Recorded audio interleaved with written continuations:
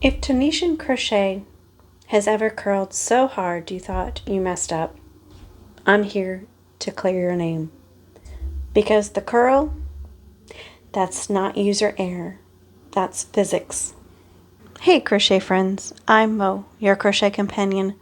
Today we're talking about why Tunisian crochet curls, what actually helps control it, and this part matters, when you should stop fighting it altogether. And yes, I am also sharing my steam iron trick because I've never seen anybody else talk about this, and it does change everything. As you can see from my little swatch, I've got a little swatch of Tunisian knit stitch, and this is the biggest culprit of that curl. So why does Tunisian crochet curl? Tunisian crochet curls because the stitches pull in one direction. The forward pass builds that tension. So when you're going this direction, it builds that tension. And the fabric has no reason to lay flat unless you give it a reason. As you can see, this happens even with good tension, even with experience, even when you do everything right. Curl is structural, it's not personal. So what fixes it, right? Let me show you the difference here. So as you can see, this is the knit stitch and this is the simple stitch. If you want less curl, so this is fix number 1, you want to mix your stitches on purpose. So if you want less curl, stop using just one stitch. What works? You can do Tunisian knit stitch and Tunisian simple stitch. Knit stitch the body with a simple stitch edging, so you could use the knit body and then use the simple to complete the edging or the bind off. Then you have the alternating, so you can alternate the knit and the simple stitch. So different stitches, they pull in different directions. That tension balance is what calms that curl. This is why ribbing works and why stitch combos behave better than all knit fabric. Fix number 2. Your borders and edges aren't just decoration, they're reinforcement. Some good options are Tunisian simple stitch border. So like my hat that when I bound it off, I did the simple stitch, and then if you look at the edging here, I also did the simple stitch to kind of make it look like a ribbing. So I combined the two stitches to make that curl a little bit less. Another stitch that is very common is the reverse single crochet, which I use that quite a bit in Tunisian as well, just to do it as that border. Now, you don't need a massive border. Sometimes just a few stitches are enough to keep things under control. Okay, moving on to fix number 3. Tunisian crochet likes a bigger hook than what you think. So rule of thumb is go 1 to 2 hook sizes larger than the yarn label suggests. So let's say your yarn label suggests a F hook.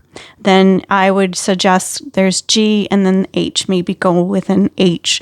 Or if it's a G, maybe go with an I hook. So from this, I would say this would probably be equivalent to an F hook, and then, well, yeah, it would be equivalent to an F hook. And then I actually prefer to use my I hook for my Tunisian quite a bit. I mean, that's my go-to Tunisian hook.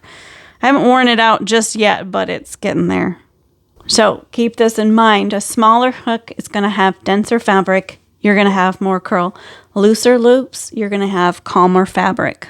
And like in my hat, I actually used my smaller hook because even though I knew it was going to curl, I used my smaller hook because I wanted to make sure that my fabric was denser.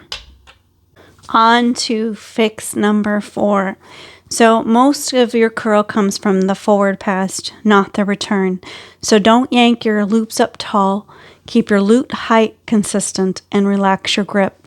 The forward pass decides whether your fabric behaves. So what I mean by that is that you want to make sure that your loop height matches your hook. You don't want it to go too high and then you've got a big old loop like this. You don't want to pull it up really high, and then you just want to make sure that your tension is matching all the way across.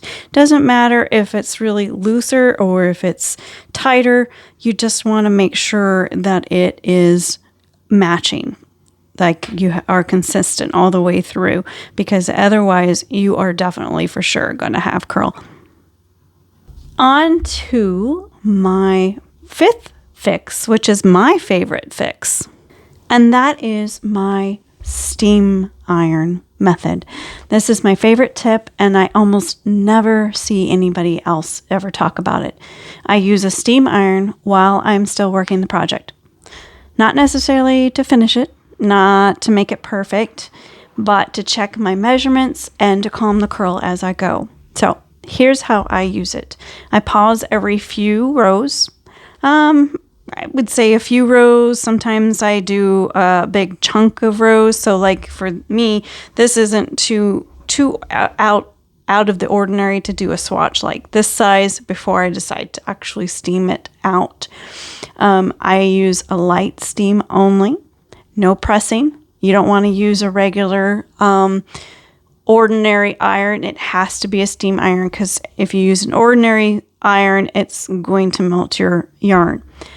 You want to do it just enough to relax the stitches. So it should look something similar to like this. So once it relaxes those stitches, you're going to be able to see that it fairly flattens out fairly well. You want to let it cool completely before continuing. And just so you know, it will squeak just like yarn does when your cat or dog play with your yarn. Yes, we've all been there, right? When your dog or your cat decide to help you with your crochet projects, and next thing you know, you've got squeaky yarn. I don't know about you, but that drives me crazy. So I let mine completely dry and cool once I've steamed it out before I start crocheting again, because it's kind of like the fingers on the chalkboard. You know what I'm talking about. So what exactly does the steam iron do? It gives you a more accurate measurement when you need to measure things, especially with curling stitches. It also lets you see the fabric, what the fabric wants to do and how it wants to behave before you commit. So if you're doing a small swatch like this, I would just go give it a good quick steam iron so you can kind of see what it's actually going to do. That way you know where to go with it. I use this consistently and constantly with a Tunisian knit stitch and structured projects. It's not about flattening it, it's about information more than anything. Now, my tip number 6, yarn choice matters. It really does. Some yarns curl more than others. So if you want less curl, you're going to go with a wool or wool blends, acrylics with that elasticity. Say that 20,000 times fast.